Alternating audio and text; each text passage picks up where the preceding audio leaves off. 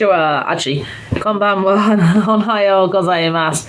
I don't know if that actually grammatically makes sense. Hello, everybody. Amputee Adele here, a 38-year-old damaged amputee, learning to skateboard with a kick everything. Learning to skateboard with a through-knee prosthetic leg, my awesome Ossa Navi microprocessor knee, and yeah, this is like day 10 injury update.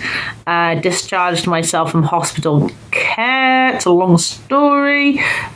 Don't really want to get into it, but yeah, let's just say there were good reasons for it. I think I did explain in another part of the video, so if I do find that bit, I'll put that bit in here so then it'll make sense. But yeah, so I bought a couple of my own braces to try. I'm using this one at the moment. It's been really swollen and stuff, been really struggling with the swelling, the pain. I'm just guessing it's because it's like the fingers, but it's been like super intense, especially because I think it's like that last bit there. It's from like the middle. It's either that bit or that bit, but I think it's around here that I've damaged because the pain, and there's a lot of swelling under the nail, under the fingers and the fingertips, so it's like insanely painful. At day 10, the pain has come down to a much more of a manageable level.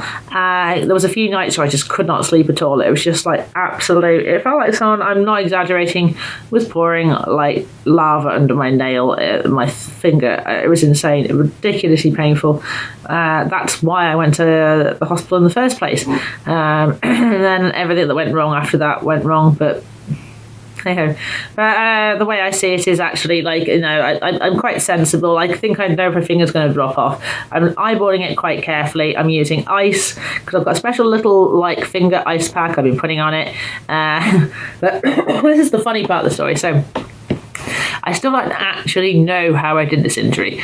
I've been looking back through all the clips and I really can't find the injury. I honestly don't know if I knew at the time when I did it. Maybe I did, but I didn't. I know what my ADHD is like. I probably thought about it, but whether I actually said anything or turned around to the camera or even went, ow, it doesn't appear that I seem to have done any of that. So like, I need to look back through the stuff again, and maybe if I look again, I can climb up here. Look, my trousers are falling down.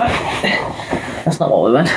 But yeah, maybe if I have a look, I'll be able to like find the clip. But I've tried looking and I can't find it. So what can I say? But yeah, I'm guessing maybe it's because I was just doing too many of them. But I was practicing those like front side airs, and I guess maybe just too much pulling on the board, and it just, I don't know. Maybe the tendon. I don't know if it was the tendon. If it was the, like, it felt, because the pain was on the top of my finger. That's what felt so weird.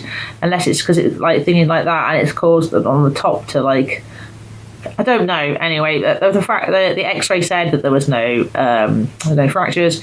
Doesn't necessarily mean anything, because I know these things can be a bit to see on these types of imaging.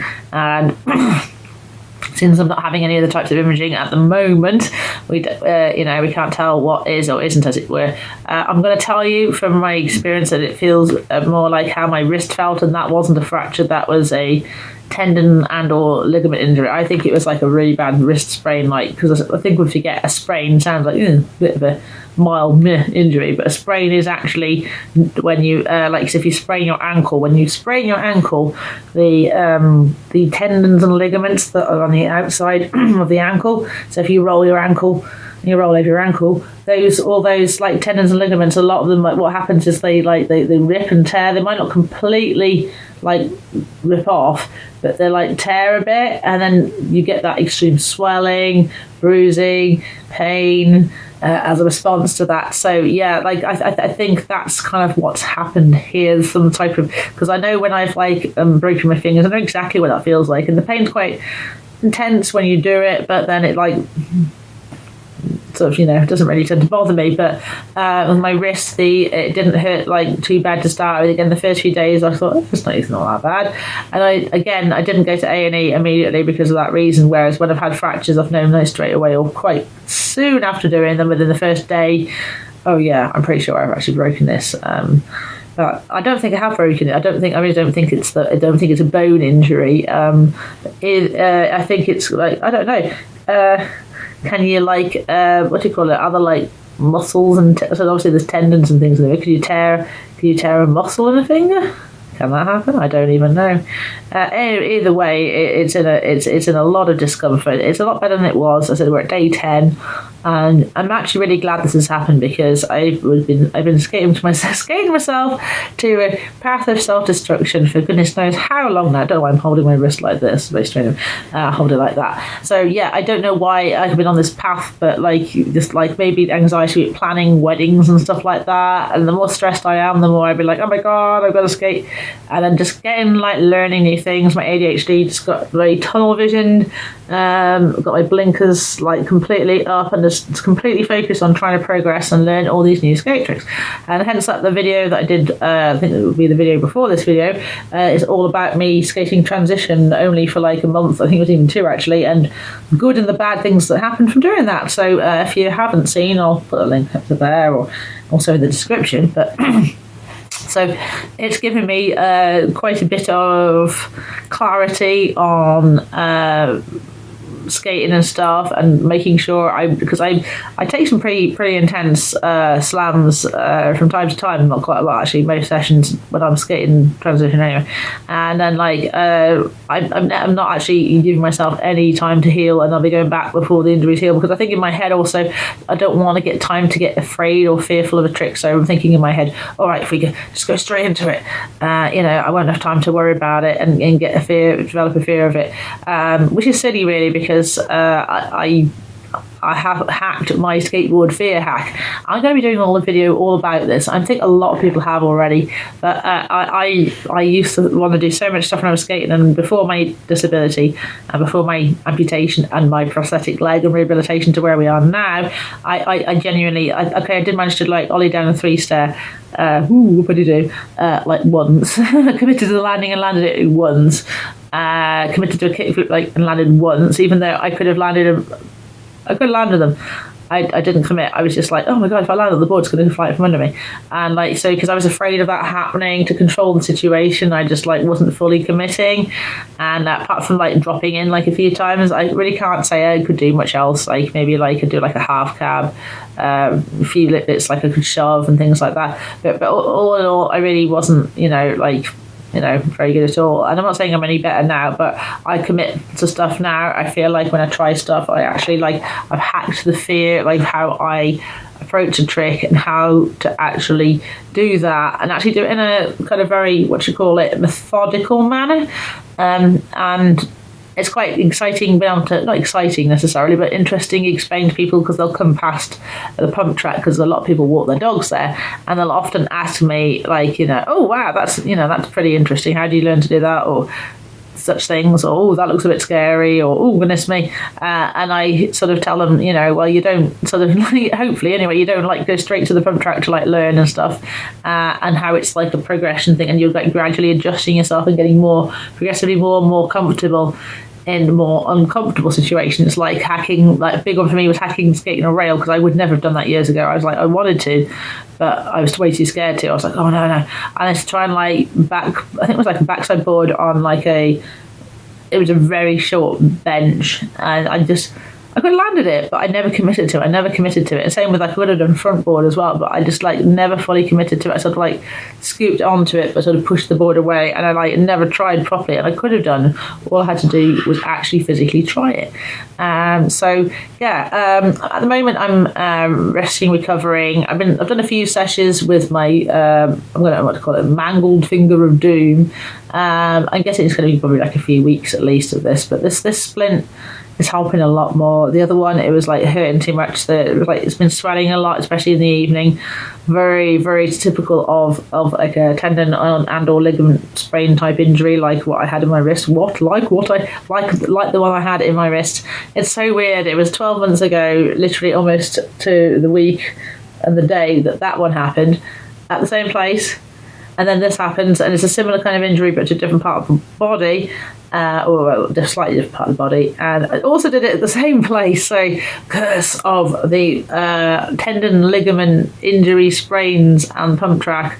Curse of May 2024, 2025. I've got to break that curse. So, yeah, I am actually getting married in, oh goodness, it's just over 2 weeks time, just over 2 weeks, so very exciting. And if I'm very lucky, I'll have to wear like this nice attractive brace, but you know what, I'm a skater, these sort of things happen. But yeah, I've been trying to learn to appreciate things outside of skating because I've been getting so into it. I've been so tired when I came back that I've really not been enjoying anything else that much because I've just been exhausted from going and doing all the skating. And I'm really glad I've put all the effort in that I have, and I'm really glad I've got to where I have, and I'm going to continue to skate. But at the moment I am stepping back from the pump track a bit just to get my finger a bit of a chance to recover and stuff. But I won't leave it too long. I will be back along before long. But I'm also looking forward to myself to have strict rest days because I have a habit of just doing like skating something every single day, even if it's only for half an hour. But I think it's really important now.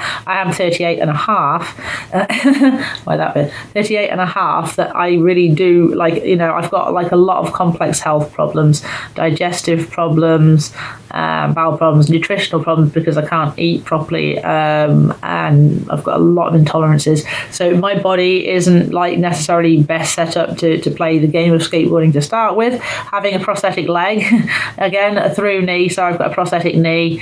With a previous condition called complex regional pain syndrome, like no one would think if you had CRPS or complex regional pain syndrome that you'd ever be thinking about skateboarding. So like I am in a pretty blessed situation, and I actually completely forgot that. I got so into myself doing this two-legged thing. I was like, I am like everyone else, like I am the same, and I just thought, no, you can't compare yourself to everybody else with a leg. A, because you've got a prosthetic leg.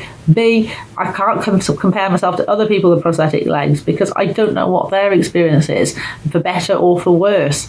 You know, people, if you've got dietary problems to the extent where, you know, where you're intolerant to a lot of things and you struggle to maintain body weight and things like that, then you know what I mean. And so, like, yeah, like it's never been a challenge that I've had before in my life. It's been quite a challenge to work out and stuff. And I really do hope one day that I manage to work out like how to fix my tummy, my digestive system. Maybe there is a way to heal it. I haven't found out yet. I'm still trying to figure it out. But you know, it does cause me a lot of problems in everything in my life. So you know, everything I do is kind of with that sort of like, what do you call it? There's like a cost to it. Obviously there's a cost to everything we do, but like I think the price I pay to take part in the activity might be a bit higher than I anticipate. And yeah, now that I found Huel, shout out Huel, hashtag not sponsored, but you know, if you want to sponsor me, you can. I've been getting Huel powder, the black edition one, and I'm really enjoying that. I find that's really good. So that's sort of helping me hold my weight at the moment, and that's helping with the socket as well, because I've been having a lot of fitting issues as well. So again, just been pushing myself and not listening to my body, because I always get that thing, I'm afraid if I listen to my body I'll be like, oh, my body's, everything's hurting, and then I won't do anything, because it is difficult to work out, like when everything hurts, like my bowels are always hurting, and all, you know, some amount of discomfort or another, some part of my body constantly, usually multiple parts like bladder and bowel, and like my stump.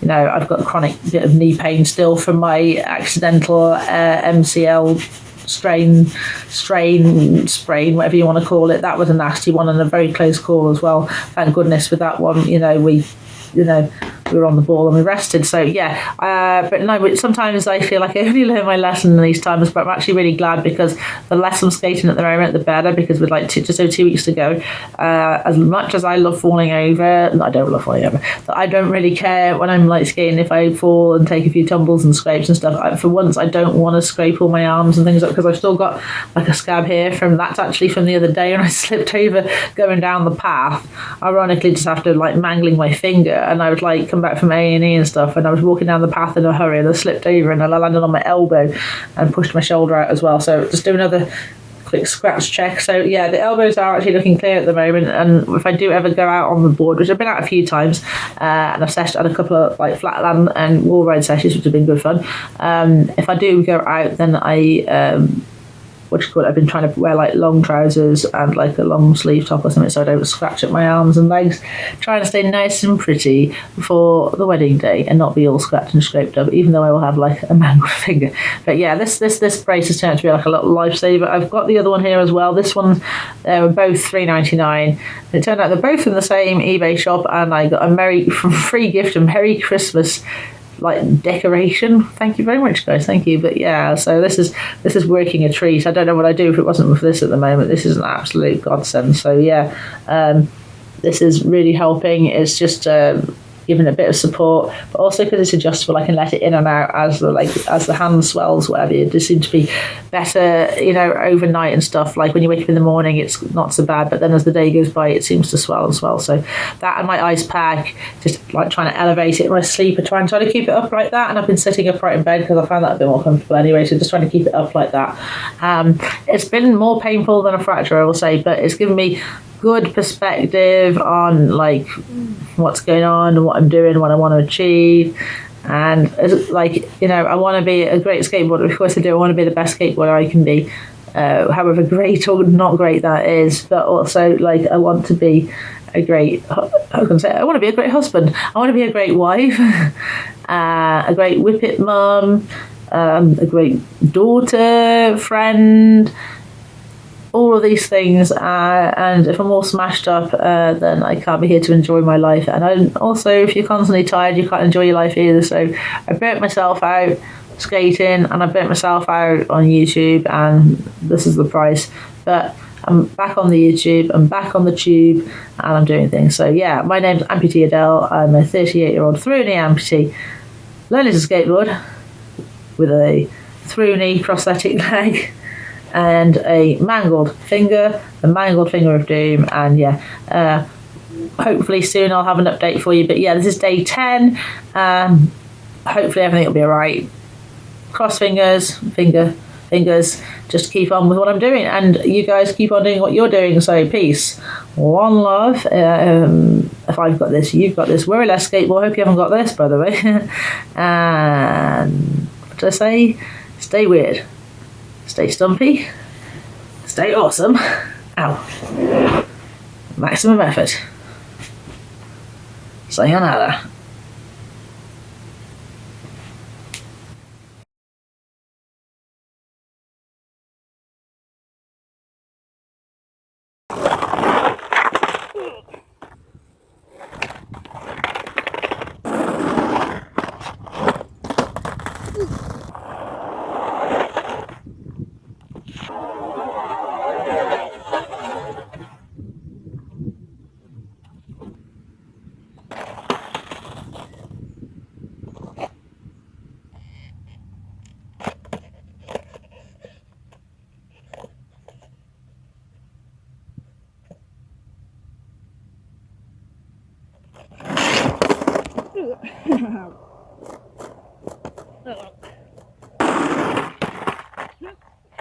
Nope.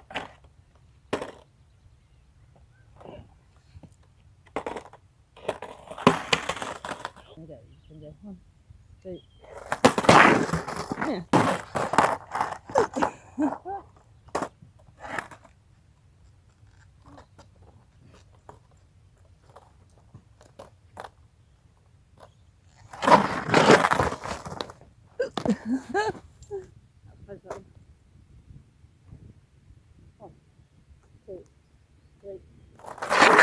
Oh, ass broken. Oh, ass broken. Oh, I hate it when that happens. Do-da, do-da. I hate it when that happens. Oh, the do-da day. Ow. Oh, I hate that. Ah. Ow. Assholes. Assholes, assholes, assholes. Ugh.